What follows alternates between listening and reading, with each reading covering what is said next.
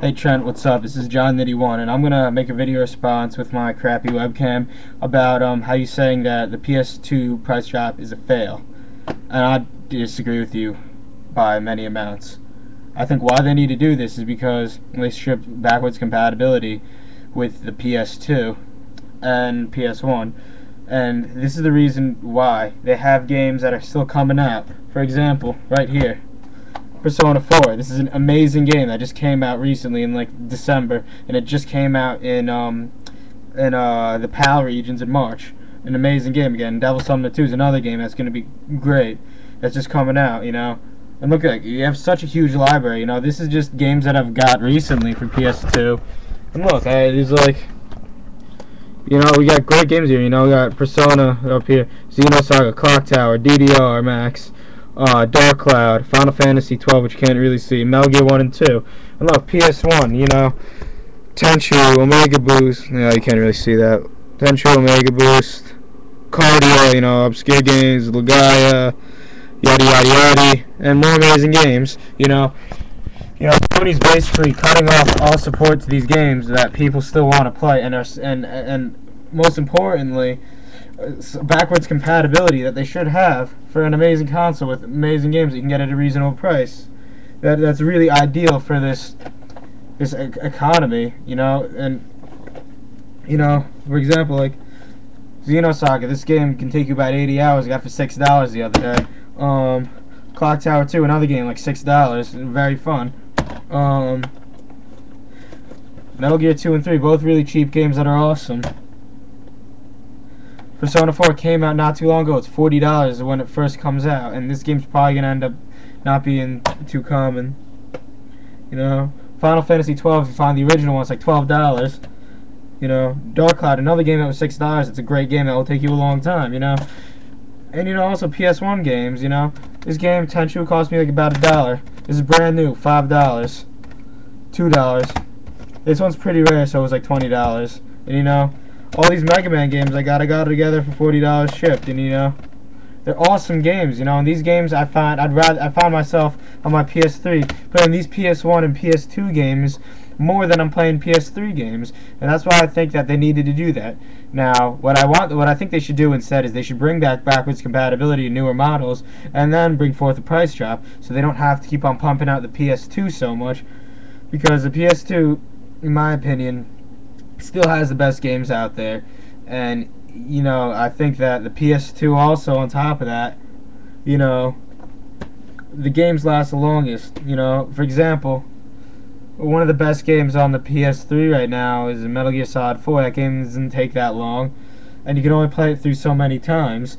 You know, you can play it through maybe, you know, I played it through 2 or 3 times, and you know, first time it took me like 15 hours, the second time it took me like 6. You know, but that game is expensive. Like, that game's like $50. When I got it, it came with my system, but you know, it was $60 when it first came out. You know, this game, for example, again, P4. This game takes you over 100 hours. It's $40, and it's amazing. You know, even though a lot of people, they're not into RPGs. You know, especially like PS2 also is very ideal if you're into RPGs.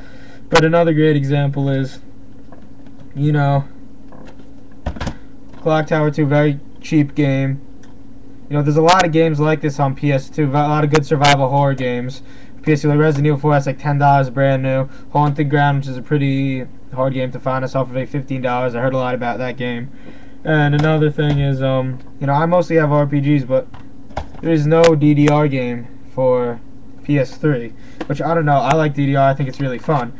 But, you know, if you want to play DDR, you have to have a PS2, which, you know, you probably already have that. And if you want to play all these PS1 games like I like, you know, Final Fantasy Origins, Legend of Legaia, you gotta have the PS1. Basically, if you're an RPG fan, you need a PS2 or a backwards compatible PS3 because in order the 360 Wii or PS3 have a ton of RPGs, and you know, a lot of them, no, they aren't the best you can get. You know, you can spend let's see, you got Folklore for the PS3, which is a decent game, which is, I don't know how much that costs right now, but you have all these RPGs for PS2 that are, you know, under $20 that are absolutely phenomenal, and they're some of the best RPGs that you can find, you know. And I mean, I really don't see what's wrong with dropping a price of probably the best console we've ever seen to hit the market. And you know, I think that people are being overshadowed by this whole HD craze, you know, because really honestly, you know, I have my PS3, I enjoy it, and I love the graphics, but nothing comes down to a game that's truly awesome for its gameplay.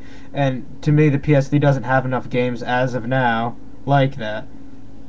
I mean, it's got a couple. Sure, Metal Gear Solid 4 is a great game, and Little Big Planet's a great game, and I like Condemned 2. That was an amazing game, but still, you know, you don't have all these games. You know, if you bought all these PS2 games that I had,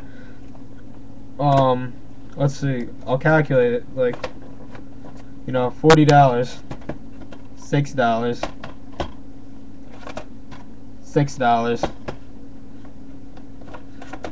maybe $12, like $6, you know, $5, maybe even less, another $6. With the pad and everything, it was like $50. And you know, and that's really not a lot of money considering how much gameplay you get. Like DDR, timeless game, you can play it on and on and on. It's awesome with friends, and you get a little moving going on. You know, PS3, you know, you have, I mean, what I'm trying to say is, the PS2, you know, you're never gonna get anything as awesome as that as of now. I mean, it's really a damn shame that, you know, we don't have this backwards compatibility anymore. You know, that's one of the things that attracted me to the PS3, because, you know, I was going to mod my PS2, and I knew that I would eventually, with the PS3, I'd still be able to play these games if I screw it up, which I ended up doing anyway. So I basically had a backup plan, and now that, you know, there's this PS3 coming around, you still need to hold on to your PS2, and, you know, a lot of people, they never got to experience the greatness of the PS2. And I mean, I think that I wouldn't have spent $500 with my PS3 if it didn't have the backwards compatibility. I would have just gotten another PS2 if it wasn't for that, because, you know, really, you know, I'd have paying $400, $500 or so for a system that doesn't have a huge library of games, and most of the games don't deliver the same way as an $100 system that has these amazing games, and also backwards compatibility with an older console that has some of the best games that we've ever seen. You know, it just doesn't compare. And I think that, you know, $100 is very reasonable for, you know, it's a last gen console. You know, I've gone in circles and said it, but I really don't think it's a bad deal. And if I didn't have a PS2, or if I had a PS3 that didn't have backwards compatibility, I would have definitely bought that. And this is John Nitty1 out.